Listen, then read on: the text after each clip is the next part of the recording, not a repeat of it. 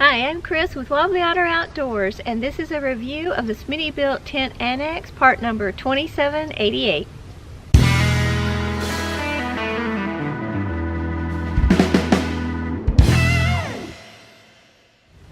The Annex fits the Smittybilt Overlander tent that is part number 2783. The Smittybilt Tent Annex, part number 2788, comes with instructions, 10 tent stakes and a bag to hold them, and a bag to hold the Annex.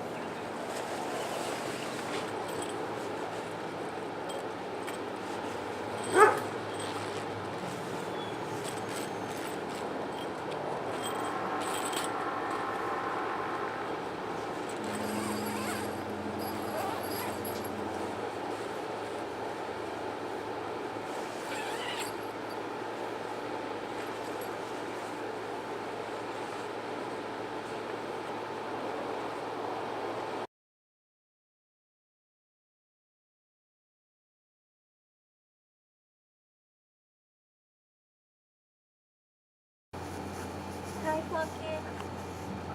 How you doing?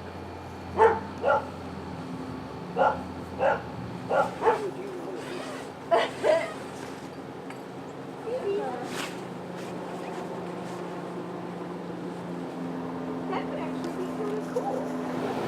I just want to climb that ladder and get in the tent, just sitting up at the same time. I don't think you can you? Acrobatic. You think we could get the ladder through that?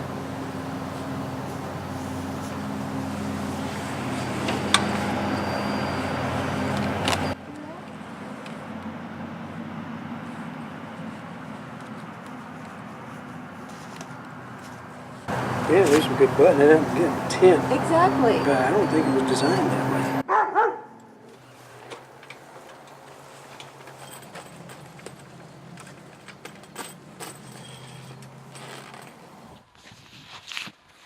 There are two zippers on the bottom of the Smittybilt Overlander tent when you get it.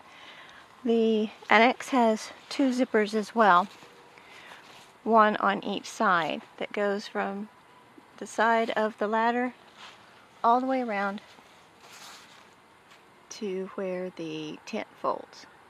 When you put on the Annex, you need to put it on, the Annex on, before putting in the little poles for the rain flies and the window coverings, because the Annex has little slits in place so that you can plug the poles in.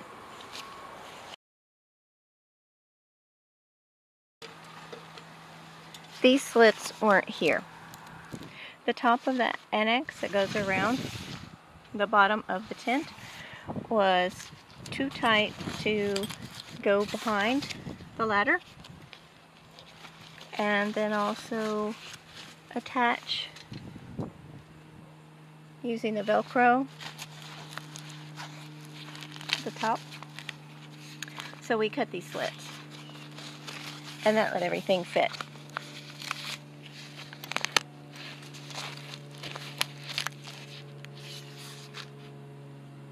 The instructions say to put the ladder inside the tent, but we just don't see the point in that. So we are opting to put the ladder on the outside, and that will let us get in and out of the tent without any trouble. The door opening is on the same side of the tent as the ladder, which is odd. We watched one YouTube video, we'll put a link in the description below, by a gentleman who raised up the ladder, put a tent pole on the end to prop it up, and that way it wouldn't obstruct the door of the Annex. Our tent is on top of a trailer, and we have the rack just high enough so that we can open and close the doors of the trailer, and we really don't want the tent to be any higher. There's just enough room at the bottom of the tent for us to walk under it, and so we have just enough room to walk inside the Annex. The Annex comes with straps to act as loops to stake it down.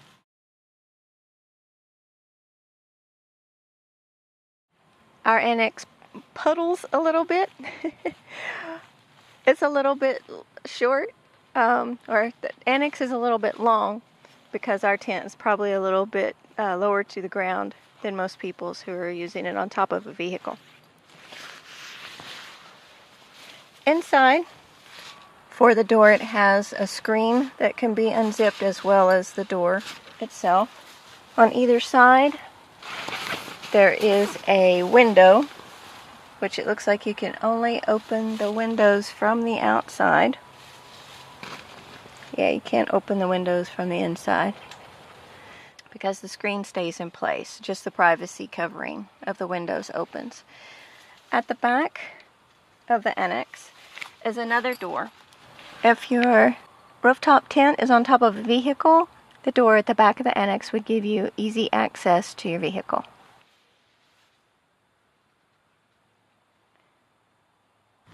This is what it looks like with the windows open.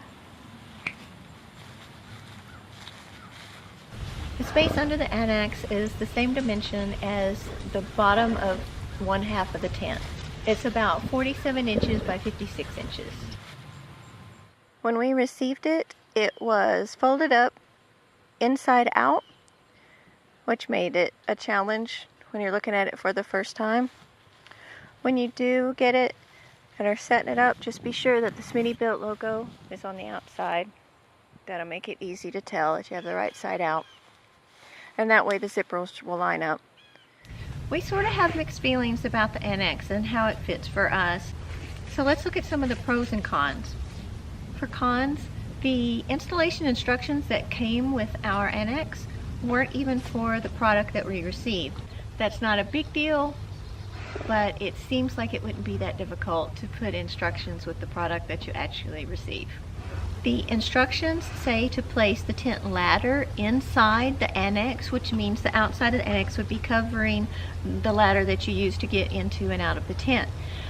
This makes no logical sense because that would mean in order to use your tent, you always have to have the Annex door open. You may not want to always have the Annex door open. We cut the material that was right behind the ladder or either side of the ladder of the Annex. That let us put the ladder on the outside of the Annex walls. Then we can go in and out of the tent without any trouble and don't have to deal with the Annex door. For our particular setup with the Morris Mill trailer, the Morris Mill trailer top doors open out to the sides like wings. And that means when you open up the top door out toward the side where the Annex is, that it rubs against and pushes slightly into the back of the Annex. That's just something to be aware of if you are using a Morris Mill trailer or something similar. Now for the pros. The tent Annex works perfectly for its intended purpose. It gives you a place where you can change clothes.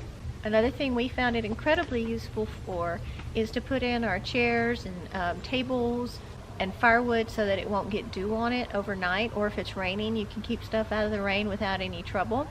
And if it's inclement weather outside, then you can put a small table and a couple of small chairs or small stools in there and have a place to eat or hang out till the weather gets better.